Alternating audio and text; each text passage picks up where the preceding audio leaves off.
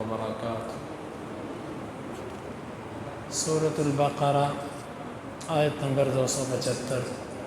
اعوذ باللہ السمیع العلیم من الشیطان الرجیم من ہمزہ ونفخہ ونفثہ۔ الذین یأکلون الربا، وہ لوگ جو سود کھاتے ہیں، لا یقومون، نہیں وہ کھڑے ہوں گے، الا کما یقوم الذی، مگر مانند اس کے جس طرح کہ کھڑا ہوتا ہے وہ شخص، یتخبطہ، مجنون اور پاگل بنا دیا ہو اس کو، الشیطان، شیطان نے، من المس، چھونے کی وجہ سے، ذالک، یہ ان کا انجام، بأنہم، اس وجہ سے ہے، قالوا، انہوں نے کہا، انما البیع، یقیناً جو تجارت ہے، مثل الربا، یہ سود ہی کی تو مثل ہے۔ الذین یأکلون الربا، جو سود کھاتے ہیں۔ ربا اس کا معنی ہوتا ہے کسی چیز کا بڑھنا، چونکہ سود خور اپنے پیسے بڑھاتا ہے، اسی مناسبت سے اس کو عربی زبان کے اندر ربا، بڑھنے والی چیز کہا جاتا ہے۔ وہ ظاہر کے اندر بڑھتا ہے، حقیقت کے اندر وہ بڑھتا نہیں۔ ربا کی دو قسمیں ہیں، سود کی دو قسمیں، ایک ربا الفضل ہے اور ایک ربا النسیئہ۔ ربا الفضل کا مطلب یہ ہوتا ہے دو چیزوں کا جب آپس کے اندر تبادلہ کیا جائے تو اس کی اندر کمی بیشی یا اس کے اندر نقد ادھار، یہ سود ہے۔ اب اچھی طرح سمجھیے گا، ربا الفضل اس میں دو شرطیں ہیں۔ جب آپ جنس کا جنس سے تبادلہ کرتے ہیں، مثلا آپ پرانے نوٹ دے کر نئے نوٹ لیتے ہیں، اس صورت میں دو چیزوں کا خیال آپ نے رکھنا ہے۔ نمبر ایک، دونوں کی جو ہے وہ مقدار ایک ہونی چاہیے۔ مثلا آپ اگر 1000 روپے کی کاپی لیتے ہیں اور 1050 روپے دیتے ہیں، یہ سود ہے۔ دوسری بات، برابری کے ساتھ ساتھ اگر میں آپ سے کہتا ہوں کہ یہ 1000 روپیہ مجھے دے دو اور اس کے بدلے میں میرے سے یہ 1000 روپیہ لے لو، ایک تو ہوتا ہے میں آپ سے ادھار لیتا ہوں کہ مجھے 1000 روپیہ دو، میں کچھ دیر بعد دے دوں گا، یہ اور چیز ہے۔ لیکن ایک ہوتا ہے کہ آپ کسی سے تبادلہ کرتے ہیں اور اس کو کہتے ہیں ہاں بھئی میں تمہیں یہ والا 1000 کا نوٹ دوں گا اور اس کے بدلے میں تو 10 کے مجھے 100 نوٹ دے گا۔ پھر آپ اس کو کہتے ہیں کہ یہ 1000 روپیہ پکڑ میرے سے، وہ کہتا لا، میرے پاس جو 10 کے نوٹ ہے نا وہ گھر پہ پڑے ہوئے ہیں، آپ اس کو کہتے چلو 1 گھنٹے بعد دے دینا، یہ غلط ہے، یہ شرم جائز نہیں ہے۔ اس میں حکمتیں بہت ہیں، وہ ہمارا موضوع نہیں ہے۔ دو شرطیں ہیں جنس کے تبادلے میں، چاول کا چاول سے تبادلہ کرتے ہیں، گندم کا گندم سے تبادلہ کرتے ہیں، سونے کا سونے سے، جی میرا سونا 24 کیرٹ ہے، آپ کا سونا جو ہے نا وہ 20 کیرٹ ہے، یہ 24 اور 20 کو شریعت جو ہے اس کا اعتبار نہیں رکھتی۔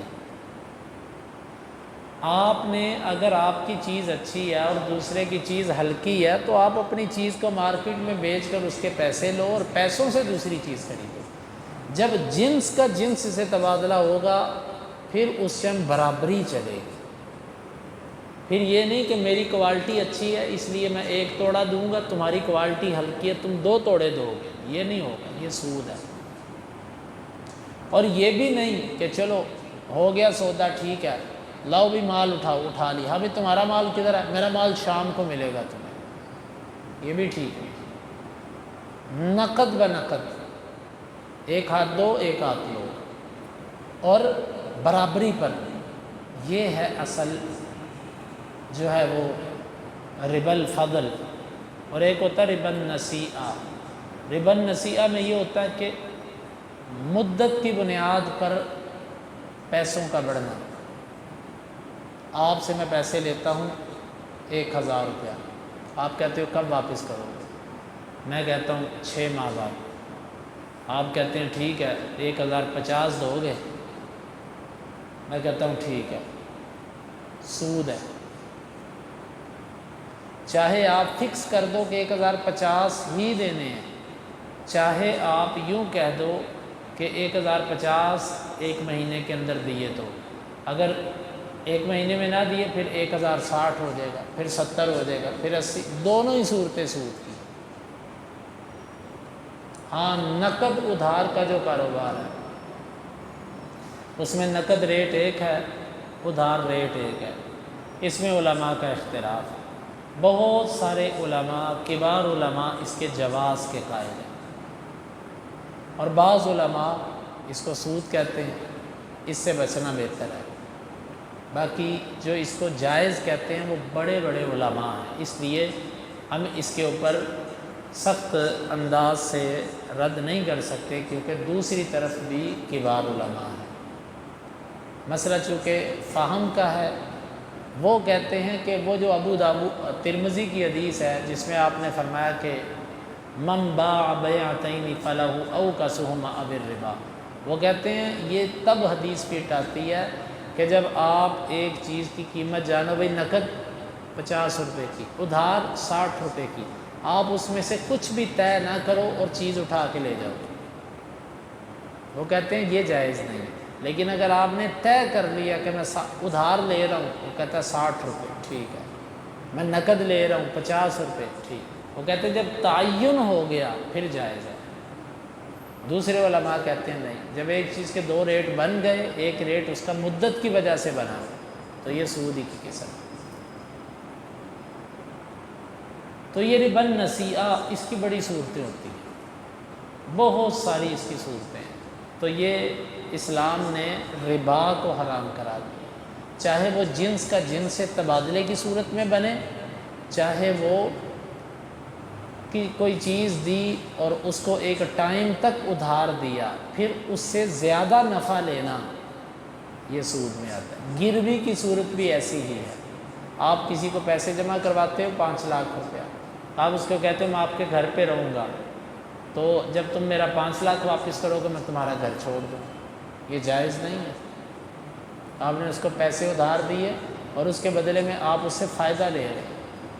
ہر وہ ادھار جس سے فائدہ لیا جائے وہ سود ہوتا ہے۔ کل قرض جر منفعۃ فہو ربا۔ اسی لیے جو اسلاف تھے، جو خیر القرون کے لوگ تھے، انہوں نے جس سے قرض لینا ہوتا تھا اس کے گھر کی چھاؤں کے نیچے بھی کھڑے ہونے سے بچتے تھے۔ اس کی دیوار کی چھاؤں کے نیچے کھڑے ہوں گے تو فائدہ نہ لے لیں ہم اس سے، یہ فائدہ میں نہ آ جائے، اس کے گھر سے کھاتے پیتے نہیں تھے، یہ اس فائدے میں نہ آ جائے۔ تو یہ بڑا حساس معاملہ ہے، کیونکہ جو سود خور ہے اس کا انجام بڑا برا ہے۔ اللہ تعالیٰ نے فرمایا کہ لا یقومون الا کما یقوم الذی یتخبطہ الشیطان من المس، یہ نہیں کھڑا ہوگا مگر اس طرح جس طرح کہ وہ بندہ کھڑا ہوتا ہے جس کو شیطان نے پاگل بنا دیا ہو چھو کے۔ مطلب قیامت کے دن جب لوگ اپنی قبروں سے اٹھائے جائیں گے تو سود خور اپنی قبر سے جب نکلے گا تو ایسے اٹھے گا جیسے دنیا کے اندر کوئی پاگل آدمی اٹھتا ہے، اس کو نہ کوئی ہوش ہوتی ہے، نہ اس کو کوئی پتہ ہوتا، کبھی ادھر گر رہا ہوتا، کبھی ادھر گر رہا ہوتا، کبھی کچھ کبھی کچھ۔ اس کیفیت میں سود خور کو اٹھایا گیا، کیونکہ حقیقت تو اللہ جانتا ہے، لیکن سمجھ آتی ہے دنیا میں بھی یہ مدہوش تھا، اس کو کسی کے خون پینے کی، چوسنے کی کوئی پرواہ نہیں ہوتی تھی۔ پیسے دیے، بس مجھے تم نے اتنے اوپر دینے ہیں، تو جی تو مر، تیرے لیے ہیں کہ نہیں ہیں، تو نے مجھے دینے ہی دینے ہیں۔ اس کو کسی کی کوئی پرواہ نہیں ہوتی تھی، اپنی مستی کے اندر ہوتا تھا۔ اللہ نے اس کو ایسا مست کیا، قیامت کے دن جب یہ اٹھے گا تو یہ پاگلوں کی طرح ہوگا جس کو کسی کی پرواہ نہیں ہوتی۔ ذَلِكَ بِأَنَّهُمْ قَالُوا إِنَّمَا الْبَيْعُ مِثْلُ الرِّبَا، یہ اس کا انجام اس وجہ سے ہے کہ انہوں نے کہا تھا جو بیع ہے، تجارت جو ہے، یہ سود ہی کی طرح تو ہے، سود کے اندر بھی پیسے سے پیسہ بنایا جاتا ہے، تجارت میں بھی پیسے سے پیسہ بنایا جاتا ہے، اس میں کیا فرق ہے؟ یہ کافروں کی بات تھی، مسلمان کبھی بھی اعتراض نہیں کر سکتے۔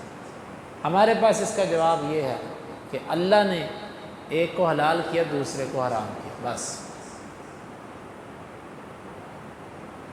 اب دیکھیں، بندہ جس عورت سے شادی کرتا ہے وہ عورت بھی اسی عورت کی طرح ہے جس طرح کی ہماری ماں، بہن، بیٹی ہوتی ہے، لیکن وہ حلال ہے اور یہ حرام ہے۔ کیوں؟ اللہ نے کہا ہے۔